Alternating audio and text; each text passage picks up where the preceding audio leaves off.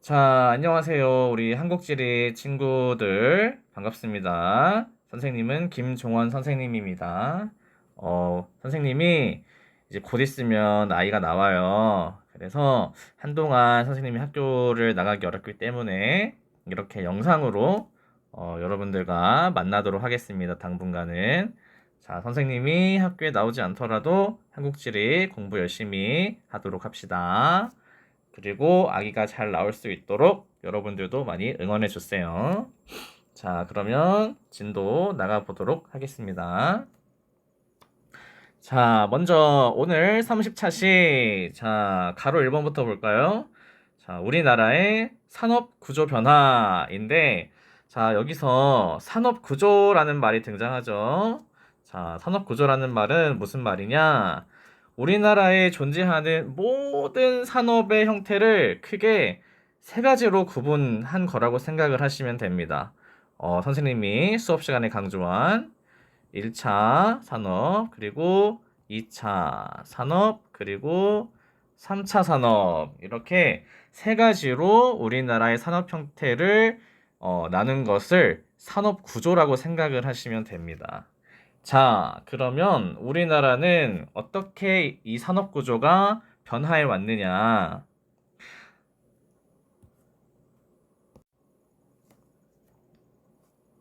자, 6.25 전쟁이 막 끝난 1960년대. 자, 선생님이 강조했죠. 1960년대 우리나라에 아무것도 없었다. 자, 그래서 이때는 아주 기초적인 산업, 바로 농업 중심의 산업 구조를 가졌다. 자, 그러다가 우리나라가 1970, 80년대 들어서 중화학공업, 조선, 자동차, 이러한 공업들이 발달하다가 1990년대 들어서 우리나라가 이제 지식 기반 산업 사회로 진입하면서 바로 오늘의 핵심 키워드인 3차 산업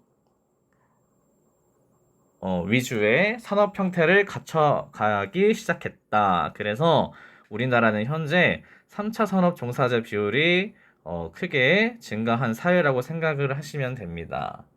자, 그리고 바로 2차 산업 종사자 비율이 계속해서 감소하고 있다 얘기했어요. 자, 여기서 2차 산업은 공업, 공장에서 일을 하는 사람들인데, 자, 현재 우리나라의 많은 생산 공장들이 해외로 많이 이전하고 있죠.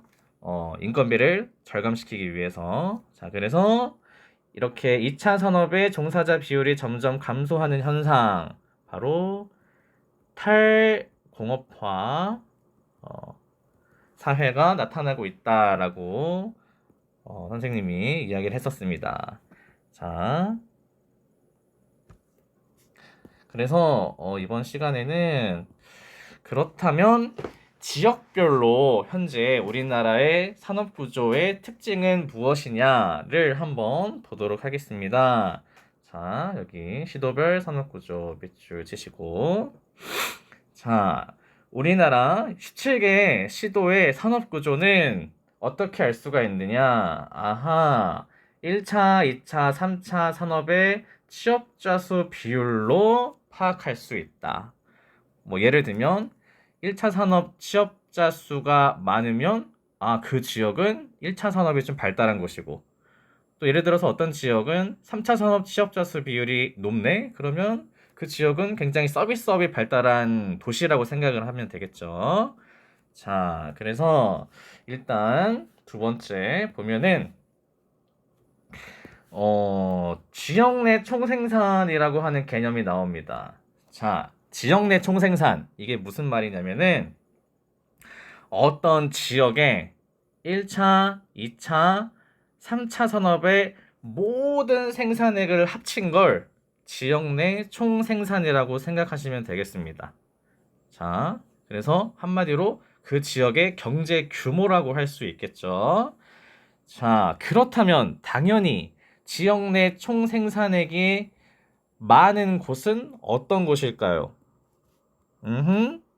그렇지. 대체적으로 인구 규모와 산업이 발달한 곳이 이 지역 내 총 생산액이 많겠죠. 그러면 그곳이 우리나라의 어디냐? 그렇죠. 인구가 많은 그리고 산업이 발달한 서울, 경기가 지역 내 총 생산이 우리나라에서 굉장히 많은 편이다. 아니 뭐 1, 2위다. 그죠? 1, 2위 서울, 경기. 자, 그리고 1인당 지역 내 총 생산 1인당 지역 내 총 생산. 자, 이게 무슨 말이냐면은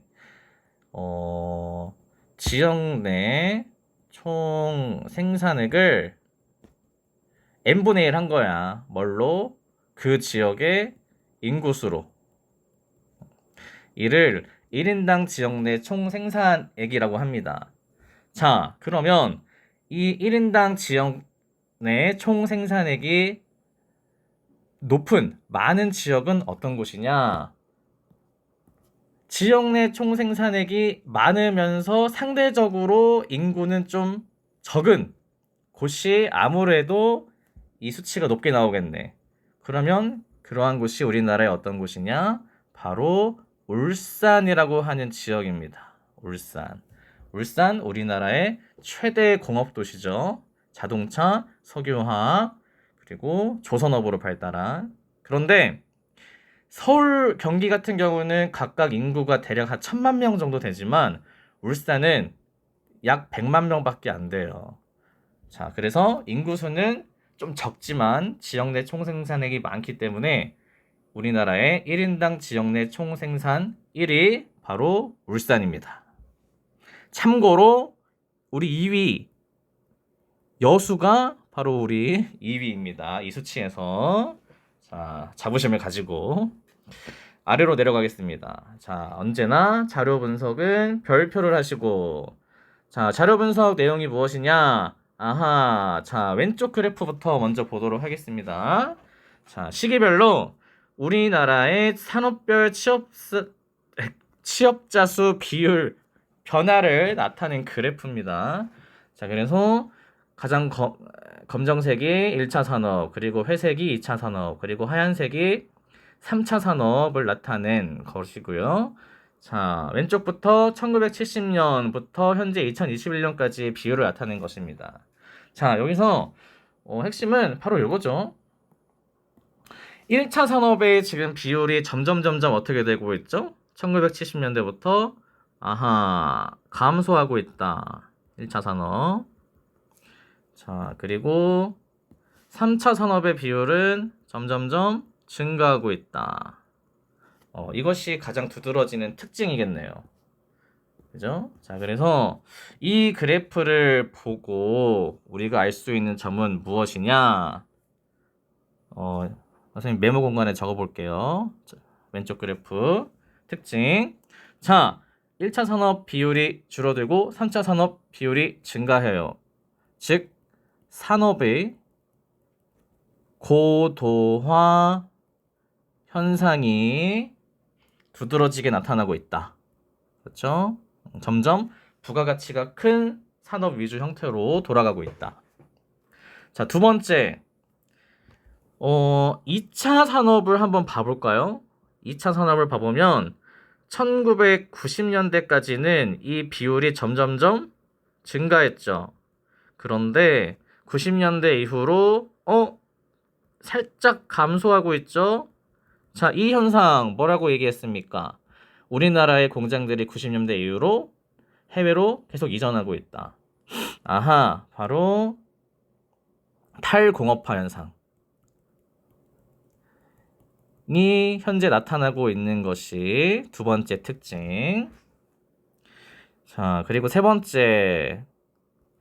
자, 과거랑 비교해 봤을 때 1970년대 1차 산업의 비율이 높았을 때 중요한 생산 요소는 농사를 지어야 되니까 토지와 그리고 농사를 지을 사람들, 즉 노동력이 굉장히 중요한 사회였습니다. 자, 근데 현재 2021년 3차 산업이 지금 대세죠.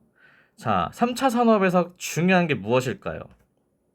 특히 지식, 높은 수준의 지식, 그리고 트렌드, 정보가 굉장히 중요한 생산 요소, 사회가 되었다라는 점 알아두시기 바랍니다.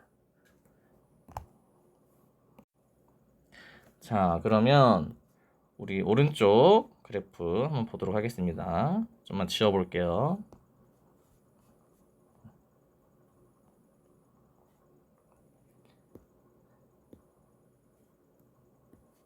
자, 오른쪽 그래프. 아이고.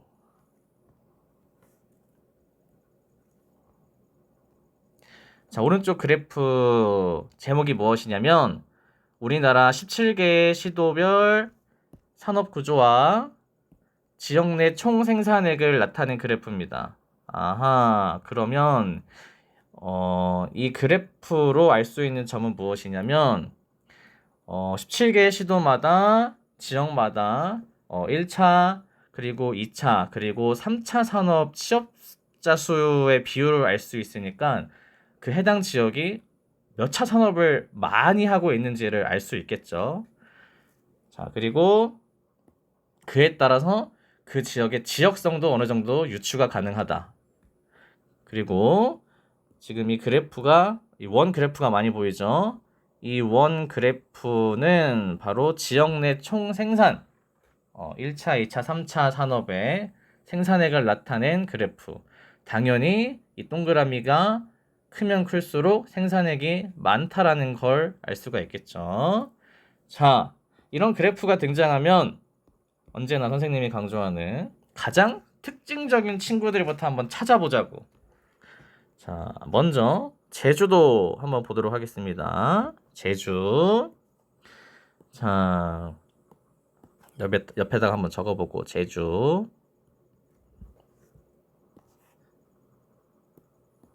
자, 제주도 한번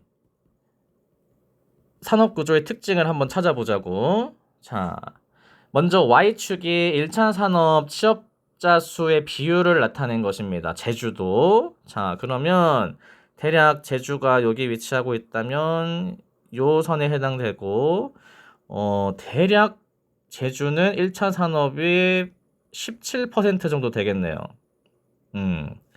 자, 그리고 X축이 2차 산업이죠. 자, 2차 산업 취업자 수를 대략 보면은 아하 4%에 해당하네요. 자, 그럼 여러분들 물론 이 그래프에 등장하진 않지만 이 수치로 3차 산업의 비율도 알 수 있겠네. 왜? 산업구조는 총 1차, 2차, 3차 산업까지 있고 이를 합하면 100이 나와야 되죠. 자, 그래서 1차 플러스 2차가 21이 나왔잖아. 그러면 100 마이너스 21을 하면 바로 3차 산업 종사자 비율을 알 수 있겠네. 그러면 79%가 나오죠. 아하. 그러면 이 수치로 봤을 때 제주도의 특징은 무엇이냐? 바로 제주도에는 공장이 별로 없나 보다. 그죠? 2차 산업 종사자 비율이 4%밖에 안 되니까. 자, 그리고 1차 산업 17%, 3차 산업 79%. 아하, 제주도. 아무래도 우리나라의 관광지적 성격을 지닌 곳이니까 이 3차 산업의 종사자 비율이 굉장히 높게 나타난다는 거, 알 수가 있겠죠. 자, 제주도 했고, 자, 우리 전남 가봅시다. 전남. 옆에다가 한번 적어볼까? 전남.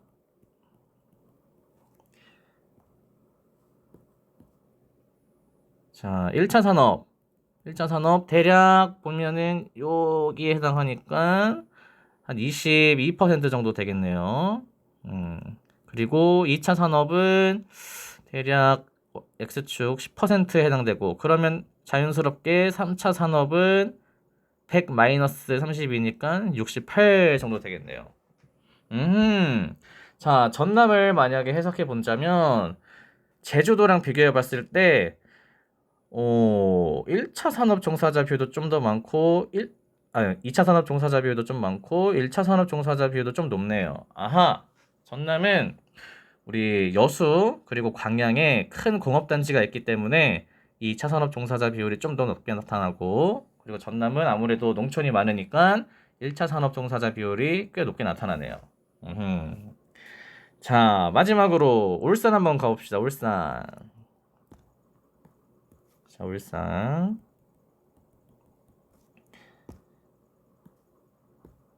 자, 1차 산업 종사자 비율. 아이고, 거의 바닥이네, 바닥. 1% 정도 되겠네, 1%. 와, 거의 안 하네, 농사를. 자, 2차 산업. 가장 끄트머리에 있죠. 대략 30% 정도나 되네요. 30%. 제일 높죠. 그리고 3차 산업 종사자 비율 100에서 31을 빼면 몇이냐? 69. 자, 아하, 울산의 특징은 우리나라 최대 공업 도시이기 때문에 2차 산업 종사자 비율이 압도적으로 많이 나타나네요. 그죠?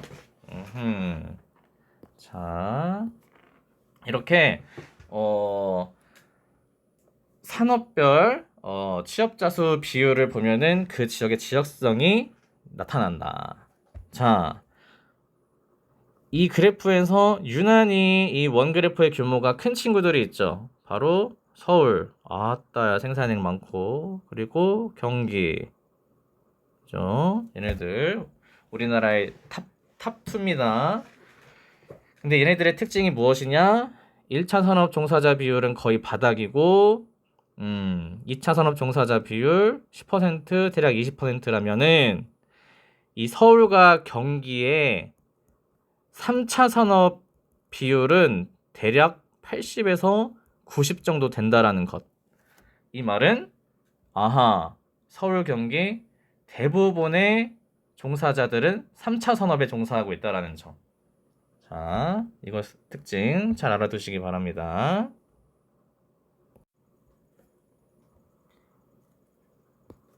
자, 좀만 쉬어볼까? 다 지워볼게요.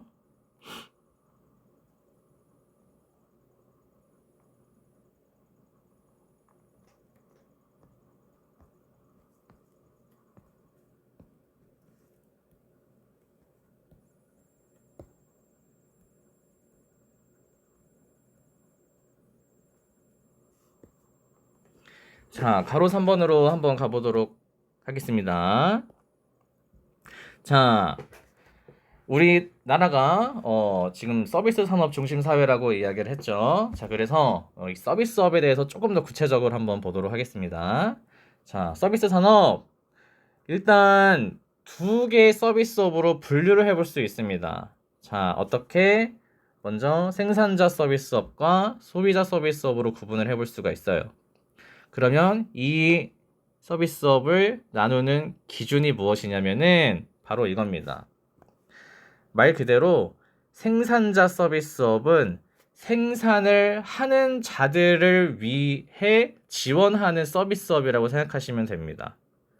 자, 생산에는 사람들을 위해서 서비스를 제공해주는 서비스업이라고 생각을 하시면 됩니다. 그러면 여기서 생산을 하는 사람들이 주로 누구냐, 주체가 누구냐라고 한다면 바로 기업이라고 이야기할 수 있겠죠. 회사, 기업. 자, 그래서 생산자 서비스업은 누굴 대상으로? 아하, 기업을 대상으로 지원하는 서비스업이라고 생각을 하시면 되겠습니다. 기업을 대상으로. 자, 그러면 이 생산자 서비스업의 대표적인 사례가 어떤 사례가 있냐면 대표적인 삼형제가 있어. 금융업, 보험업, 부동산업입니다.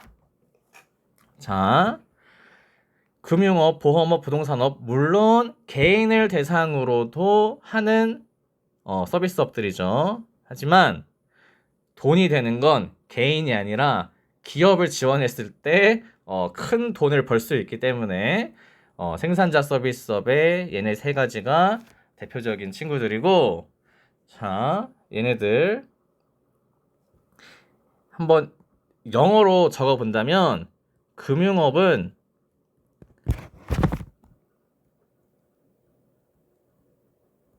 파이낸스라고 하죠. 자, 그리고 보험업은 인슈런스 라고 하고, 자, 그리고 부동산업은 영어로 리얼 에스테이트라고 합니다. 자, 한국 지리 시간에 굳이 영어로 적는 이유. 자, 앞 글자를 한번 대문자를 한번 봐볼까? F, I, 그리고 부동산업, 리얼 에스테이트 할 때 RE를 따면 얘를 붙여보면 어떤 단어가 등장하냐? 그렇죠. 바로 fire라는 단어가 등장하죠. 자, 생산자 서비스업의 대표적인 친구들이 금융업, 보험업, 부동산업이 있고 얘네들을 통칭해서 파이어 산업이라고 한다. 얘네들이 핵심이다. 라는 점 알아두시고, 자, 물론 선생님도 금융업, 은행에다가 한 달에 100만 원씩 적금을 붓습니다. 자, 근데 은행 입장에서는 아이고 100만 원 이게 뭐야? 라고 생각할 수 있죠. 왜? 큰 기업들은 은행에 뭐 한 달에 빌리는 돈이 한 1000억 정도 되거든요. 근데 이제 이런 은행들이 주로 먹고 사는 채널이 바로 기업들이 대출을 했을 때 그 이자로 수수료로 먹고 살거든요. 그러면 1000억에 수수료 1%만 받아도 한 달에 10억은 낼름 먹을 수 있으니까 네, 비교가 안 되죠. 자, 그러면 이 생산자 서비스업이 주로 어떤 곳에 입지하는지를 보자면 당연히 기업을 대상으로 하니까 기업과의 접근성이 좋아야겠죠. 자, 주로 대규모 기업의 본사와의 접근성이 좋아야 된다. 왜? 정보 획득에 유리하니까. 그죠? 아무래도 이제 기업들과 가까이 지내다 보면은 소통도 자주 할 수 있고 그렇게 되면 정보 획득에도 유리하고. 자, 그렇기 때문에 이 기업들이 모여 있는 곳에 이 생산자 서비스업은 집중하려는 경향이 크다. 한 곳에 모여서 입지하는 경향이 크다. 자, 그러면 우리나라의 기업의 본사들이 주로 다 어디에 있죠? 그지? 바로 우리나라에서 가장 큰 대도시 서울입니다. 서울. 그래서 생산자 서비스업은 주로 대도시, 우리나라로 치면 서울 도심에 주로 입지하려는 경향성을 보인다. 자, 그럼 반대로 소비자 서비스업. 자, 얘네들은 말 그대로 소비를 하는 사람들을 대상으로 하는 서비스업이라고 생각하시면 됩니다. 그럼 주로 누가 소비를 하죠? 그죠? 개개인들, 개인 소비자들을 위한 서비스업이라고 생각을 하시면 됩니다. 자, 여러분도 해당될 수 있겠죠? 자, 그러면 이 소비자 서비스업의 입지 특성은 무엇이냐면 여러분들 편의점을 생각하시면 돼요. 여러분들 여수의 편의점들이 한 곳에 모여 있나요? 아니죠. 그 지역마다 편의점들이 있죠. 한 곳에 모여 있는 게 아니고. 왜냐면 이 소비자의 이동 거리를 최소화하기 위해서 분산 입지하려는 경향성을 보인다.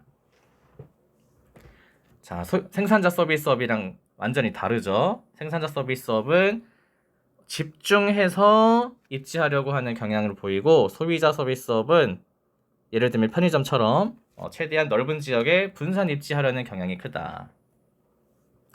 자, 소비자 서비스업 개인을 대상으로 하기 때문에 대체로 인구와 비례하여 분포한다. 인구가 많으면 많을수록 소비자 서비스업도 그만큼 증가한다. 라는 것 알아두시고, 대표적인 소비자 서비스업, 개인을 대상으로 하는 서비스업이 바로 소매업, 그리고 물건을 파는 소매업, 그리고 숙박업, 그리고 음식점업 등등등. 여러분들은 가장 많이 이용하는 게 편의점이겠죠. 그죠? 이것도 이제 소매업에 속하겠죠. 자, 아래로 내려가서, 자, 서비스 산업의 고도화. 자, 우리나라는 탈공업화, 아이고, 이거 오타가 나왔네. 탈공업화, 사회이다. 자, 그래서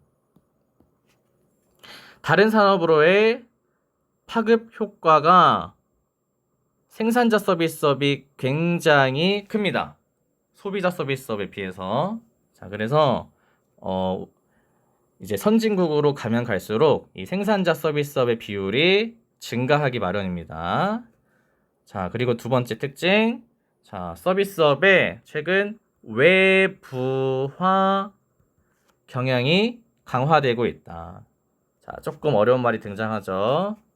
자, 이게 무슨 말이냐면은 점점 기업들이, 대규모의 기업들이 어떤 것에 집중하냐면 그 기업에서 가장 핵심 사업에 집중한다. 자, 예를 들면 이겁니다. 삼성전자 같은 경우는 여러분들 잘 아시다시피 갤럭시, 말 그대로 스마트폰 만드는 것에 굉장히 올인을 하고 있죠. 자, 그런데 이 스마트폰을 만들면 뭐해? 사람들한테 마케팅을 해야 되지. 홍보를 해야 되죠. 자, 그러면 홍보도 삼성에서 하냐? 아니라는 거죠. 홍보는 이 마케팅을 잘하는, 홍보를 잘하는 외부 기업에게 맡깁니다. 그럼 왜 외부 기업에 이 홍보, 마케팅을 맡길까요? 이유는 간단하죠. 더 전문성이 있고, 그리고 비용을 절감할 수 있으니까.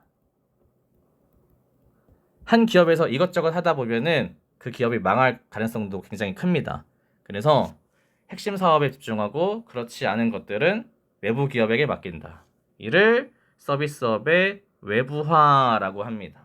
전문 용어로 아웃소싱이라고 표현합니다. 알겠죠?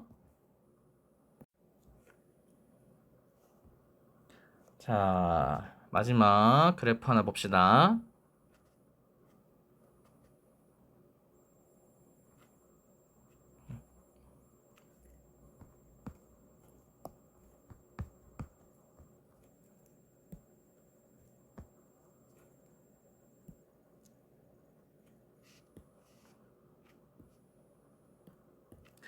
자, 왼쪽 그래프는 우리나라의 서비스업의 업종별로 나타나는 종사자 수 비율이라고 생각을 하시면 됩니다. 자, 서비스업 크게 두 가지로 구분할 수 있다 얘기했죠?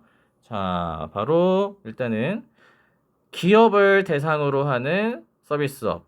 자, 빨간색 생산자 서비스업입니다. 자, 그래서 전문 과학 및 기술 서비스업, 그리고 부동산업이 대표적인 생산자 서비스업이네. 자, 그리고 숙박 및 음식점업, 그리고 물건을 파는 도매 및 소매업, 이게 소비자 서비스업에 해당되겠네요. 자, 그러면 비율을 한번 보자고. 비율. 자, 도매 및 소매업, 그리고 숙박 및 음식점업이 대략 25%, 20%, 무려 거의 절반 정도 되네. 그죠? 그리고 부동산업, 전문과학 및 기술 서비스업 보면은 이 비율이 그렇게 높지가 않아요. 한 대략 5% 미만이죠. 그죠? 자, 그렇기 때문에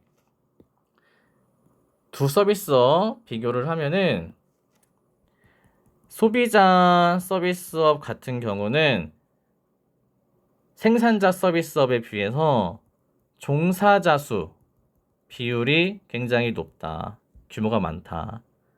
그리고 사업체 수도 생산자 서비스업보다 훨씬 더 많다. 왜? 소비자 서비스업은 인구에 비례한다 라는 것이 특징이었죠. 자, 반대로 생산자 서비스업 같은 경우는 종사자 수, 사업체 수 모두 소비자 서비스업에 비해서 낮지만 부가가치가 크기 때문에 기업을 대상으로 하는 서비스업이기 때문에 부가가치가 크기 때문에 생산액은 소비자 서비스업보다 훨씬 더 크다 라는 것이 특징입니다. 자, 그래서 오른쪽 지도를 보면은 아이고 이거를 다 볼 필요가 없고 우리 서울 경기에 집중해 보자고. 서울 경기. 자, 하얀색 그래프가 이제 생산자 서비스업이고 그리고 숙박 및 음식점업 소비자 서비스업이죠. 자, 근데 보면은 확실히 기업들이 많이 모여 있는 서울 같은 경우가 바로 생산자 서비스업이 압도적으로 1위네. 자, 근데 인구가 많은 우리나라에서 시도별로 인구가 가장 많은 경기도 1200만 명. 아하, 인구가 많을수록 소비자 서비스업도 많다. 그래서 경기도가 소비자 서비스업 비율이 1위가 되겠네요. 자, 이 특징 잘 알아두시길 바랍니다.